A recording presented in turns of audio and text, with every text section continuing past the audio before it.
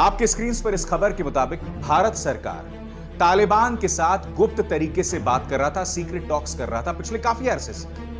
मैं ये समझना चाहता हूं मोदी सरकार से कि तालिबान को लेकर, अफगानिस्तान को लेकर आपका क्या प्लान है, क्योंकि भारत इस वक्त एक बहुत ही अजीबोगरीब स्थिति में है। चीन के साथ एलएसी में हमारा संघर्ष हुआ, हमारे 20 जवान शहीद हो गए।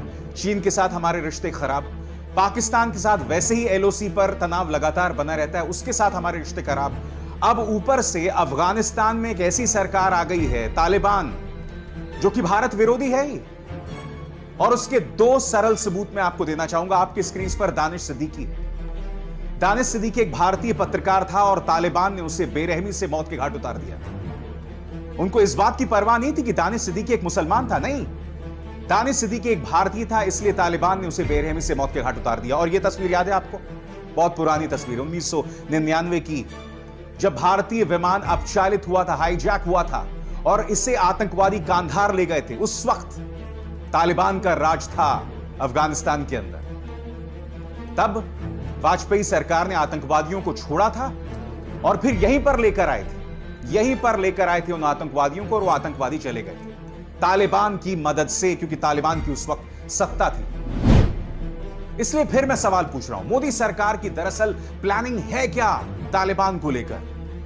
क्योंकि अब तक मोदी सरकार की जो भी रणनीति होती है, उसके पीछे सिर्फ एक सोच होती है कि प्रधानमंत्री नरेंद्र मोदी का करिश्मा कैसे बढ़ाया जाए, उनके रुतबे को कैसे बढ़ाया जाए, देश भर में, दुनिया भर में उनका डंका कैसे पीटा जाए। मगर आज हमारे सामने एक बहुत कठिन चुनौती है। ये 3 चुनौतियां जिसका मैं जिक्र कर चुका हूं, पाकिस्तान से संबंध खराब, चीन के साथ संबंध खराब और अब अफगानिस्तान के अंदर तालिबान।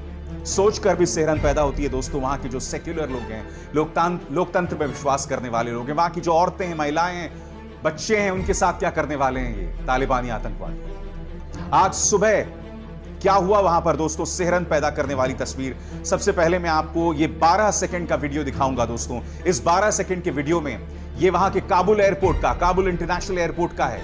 लोग जो हैं इंटरनेशनल एयरपोर्ट की तरफ बढ़ रहे हैं और पीछे फिर आपको गोलियां चलते हुए सुनाई देंगी, सुनिए।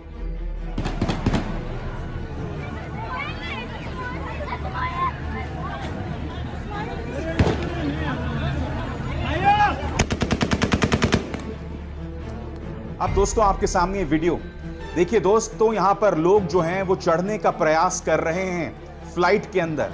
ये हालत किसी बस से भी बदतर है। सोच सकते हैं आप लोगों में किस कदर डर है। लोग फ्लाइट में चढ़ने का प्रयास कर रहे हैं। आप खुद सोचिए, क्या ये तमाम लोग उस फ्लाइट में समा पाएंगे? लोगों में इस कदर डर है दोस्तों, मैं निशब्द हूं इस तकलीफ को देखकर। और सबसे दुख की बात यह है कि अमेरिका ने करीब वहां 20 साल रहकर इन लोगों को मझधार में छोड़ दिया। मैं मानता हूं कि अमेरिका ने खरबों रुपया खर्च किया, और मैं जानता हूं कि कुछ लोग यह भी बोल रहे हैं कि जब तक वहां की स्थानीय जनता तालिबान को समर्थन ना दे, तब तक तालिबान यहां तक नहीं पहुंच सकता।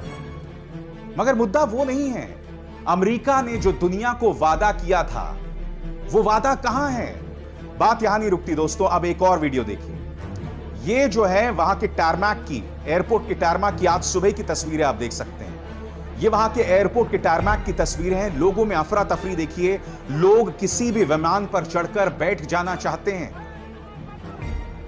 इतनी बड़ी इंसानी त्रासदी आपने देखी है? आज अगर दुनिया ने अपनी नजरें अफगानिस्तान से मोड़ ली, तो वहां के बच्चे, वहां की औरतें, वहां के लोग हमें माफ कभी नहीं कर पाएंगे। हकीकत यह है दोस्तों कि इस वीडियो को देखने के बाद सिहरन पैदा होती है कि दुनिया ने किस तरह से, दुनिया भूल गई अफगानिस्तान को। मैं आपको 8 जुलाई का अमेरिकी राष्ट्रपति जो बाइडेन का एक बयान सुनाना चाहता हूं दोस्तों। इसमें वो 2 बातें कह रहे हैं, उसका मैं तर्जुमा आपको बताऊंगा। पहली बात, उनसे पूछा गया कि भाई तालिबान काबुल की तरफ बढ़ रहे हैं, क्या वो काबुल पर कब्जा कर लेंगे? तो उनका ये कहना था कि भाई तालिबान की, पहली बात क्या कही उन्होंने कि तालिबान की संख्या सिर्फ 75,000 है, जबकि अफगान सेना की संख्या 3 लाख है। सवाल ही नहीं।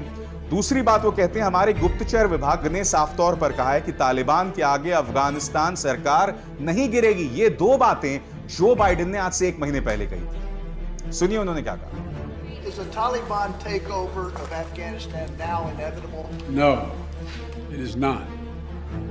Because you have the Afghan troops have 300,000 well equipped as any army in the world, and an air force against something like 75,000 Taliban. It is not inevitable. Mr. President, thank you very much. Your own intelligence community has assessed that the Afghan government will likely collapse. That is not true. Can you please clarify what they have told you about whether that will happen or not? That is not true. They did not reach that conclusion. So what is the level of confidence that they have that it will not collapse? The Afghan government leadership has to come together. They clearly have the capacity to sustain the government. अब क्या हुआ Joe Biden साहब?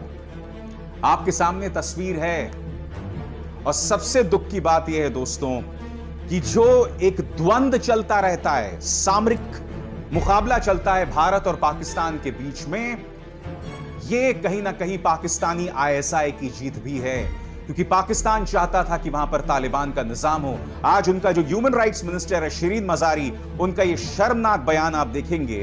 यह कहने को वहां के human rights minister है दोस्तों, मगर इनका शर्मनाक बयान देखिए। ये तुलना कर रहे हैं वियतनाम साइगोन की और काबुल अफगानिस्तान की, और वो तस्वीरें देख रहे हैं। वो भूल रहे हैं कि अमेरिका तो चला गया मगर पीछे छोड़ गया है अपनी जनता को।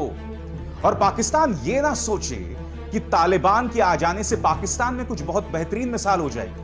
नहीं, ये ना भूलें कि 1996 से 2001 के बीच जब तालिबान का शासन था, उसी का परिणाम कई सालों बाद यह था कि पाकिस्तान के अंदर उसके अपने तालिबान ने जन्म लिया, जिसका नाम था तहरीक तालिबान। और उसी तहरीक तालिबान के चलते लाल मस्जिद के अंदर एक संघर्ष हुआ। इस्लामाबाद तक पहुंच गए थे तहरीक तालिबान के आतंकवादी, और पाकिस्तान की पूर्व प्रधानमंत्री बेनजीर भुट्टो भी तहरीक तालिबान के हाथों मारी गई। इन तमाम चीजों से क्या आप मुंह मोड़ सकते हैं? आज खुशियां मना रहे हैं कुछ लोग पाकिस्तान के अंदर इस बात को लेकर, और भारत के अंदर भी। मैं आपको बतलाऊंगा कौन, मगर उसके अलावा मैं आपके सामने एक वीडियो पेश करना चाहता हूं दोस्तों। 2019 का वीडियो है। बताया जा रहा है कि वहां पर एक गर्ल बैंड है, लड़कियों का ऑर्केस्ट्रा है। 2019 का, यानी कि आज से करीब 2 साल पहले। इनके चेहरे की खुशियां देखिएगा, फिर मैं आगे बात करूंगा।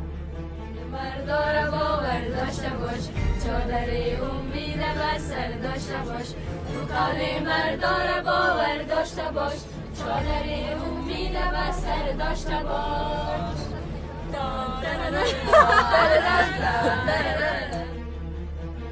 तो देखा आपने।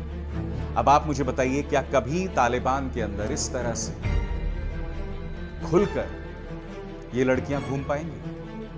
उन लड़कियों में क्या डर है, मैं अब आपको बतलाना चाहता हूं। सबसे पहले, कल रात कुछ अफगानी लोग जो हैं वो भारत आए विमान में सवार होकर। सुनिए ये औरत क्या कह रही है और उसके अंदर डर को महसूस कीजिए। I can't believe the world abandoned Afghanistan. Our friends are going to get killed. They're going to kill us. Our women are not going to have any more rights.